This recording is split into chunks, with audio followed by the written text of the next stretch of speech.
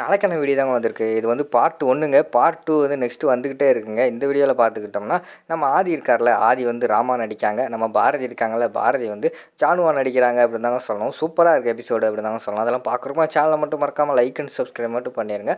First எடுத்தோடனே எனக்குள்ளே உட்காந்துடுறாங்க. பிருந்தா இருக்கிற தமிழ் வந்து உட்காந்துடுறாங்க. சரி, நீங்கள் இப்போ வந்து 96 மூவியை வந்து ரீக்ரியேட் பண்ணுங்கள், நாங்கள் பார்க்க போகிறோம் அப்படின்னு சொல்லிட்டு அவங்க 2 பேர் உட்காந்துருக்கிற மாதிரி காட்டுறாங்க. சரி, எந்த சீனை ரீக்ரியேட் பண்ணுறது அப்படிங்கிற மாதிரி வந்து ஆதி வந்து கேட்குறாங்க. அதுக்கு வந்து தமிழ் வந்து சொல்கிறாங்க, அது வந்து அதாவது ராம் வந்து ஜானுவை தூக்கிட்டு போவாங்களே அந்த சீனை பண்ணுங்க அப்படிங்கிற மாதிரி சொன்ன உடனேயும், ஏய் அந்த சீனெல்லாம் அதில் வரவே இல்லையே அப்படிங்கிற மாதிரி வந்து நம்ம பாரதி வந்து சொல்கிறாங்க. இல்லைம்மா வந்துச்சுமா, நான் பார்த்தேன் அப்படிங்கிற மாதிரி சொல்கிறாங்க. ஏய் இங்கே பாரு, என்கிட்ட வந்து போங்காட்டெல்லாம் ஆடிக்கிட்டு இருக்காத, அந்த சீனெல்லாம் அந்த படத்தில் கிடையவே கிடையாது அப்படிங்கிற மாதிரி வந்து நம்ம பாரதி சொல்கிற மாதிரி தான் காட்டிக்கிட்டு இருக்காங்க.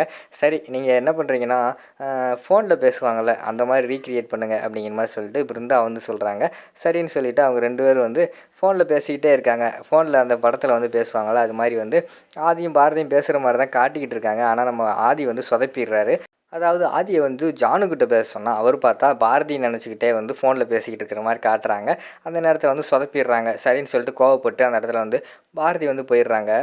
மேலே வந்து மொட்டை மாடியில் வந்து அழகர் இருக்கார். அந்த இடத்துக்கு வந்து ஆண்டாள் வந்து வராங்க. டேய் இங்கே என்னடா பண்ணிக்கிட்டு இருக்க, கீழே வாடா, சூப்பர் சீனெல்லாம் போய்கிட்டு இருக்கு அப்படிங்கிற மாதிரி சொல்கிறாங்க. என்னடி சீன் போகுது அப்படிங்கிற மாதிரி சொல்கிறாங்க.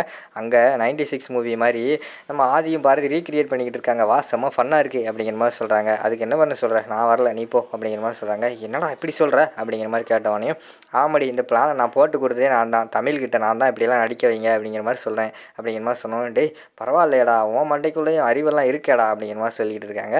சரி, நம்ம ஒரு படத்தை ரீக்ரியேட் பண்ணுவோமா அப்படிங்கிற மாதிரி வந்து நம்ம அழகர் சொல்கிற மாதிரி காட்டுறாங்க. நம்ம எந்த படத்தை ரீக்ரியேட் பண்ணுறது அப்படிங்கிற மாதிரி சொல்லிகிட்டு இருக்கிற மாதிரி காட்டுறாங்க. நான் வந்து கமலா இருந்துக்கிறேன், நீ வந்து ரேவதியா ரேகா நினைக்கிறேன், ரேகாவாக இருந்துக்கோ. நம்ம வந்து மலை மேலேருந்து கீழே குதிச்சிருவோம், 1 2 3 4 5 சொல்லிட்டு கீழே குதிச்சிருவோம் அப்படிங்கிற மாதிரி சொல்கிறாங்க. அந்த சீன் பண்ணுவோமா அப்படிங்கிற மாதிரி கேட்டவொடனே, டேய் அந்த சீனில் அப்படின்னா மலையிலேருந்து விழுந்தா 2 பேரும் இறந்துடா போயிடுவாங்க அப்படிங்கிற மாதிரி கேட்காங்க.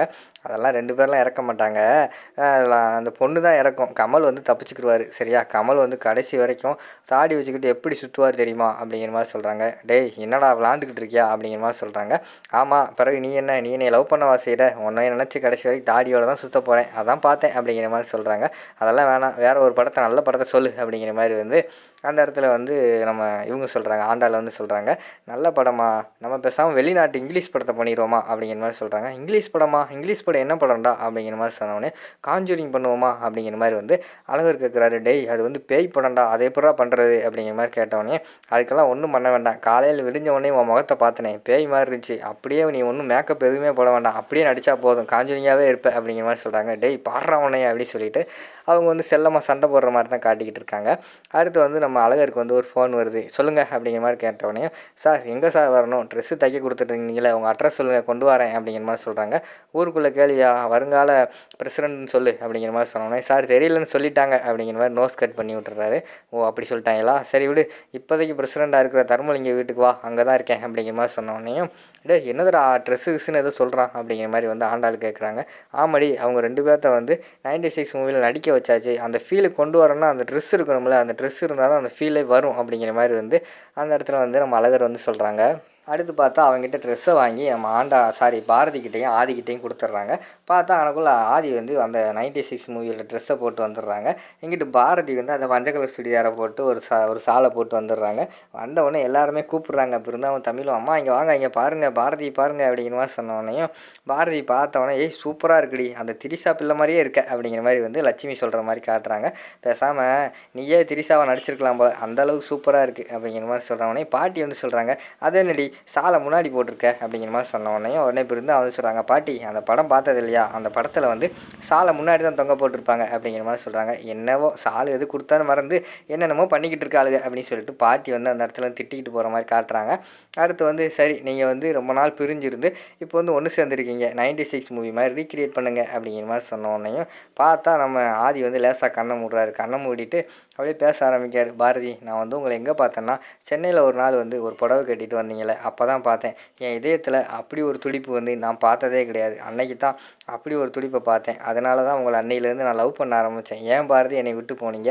எதுக்காக பாரதி என்னை உங்களுக்கு பிடிக்காம போச்சு? அப்படி இப்படின்னு இவரோட லைஃப்பில், அதாவது இவரை வந்து ராம் மாதிரி பேச சொன்னால் இவர் வந்து ஆதி மாதிரியே பேச ஆரம்பித்தார். ஆதி வந்து பாரதி கிட்ட பேசுகிற மாதிரி பேச ஆரம்பிச்சிடுறாரு.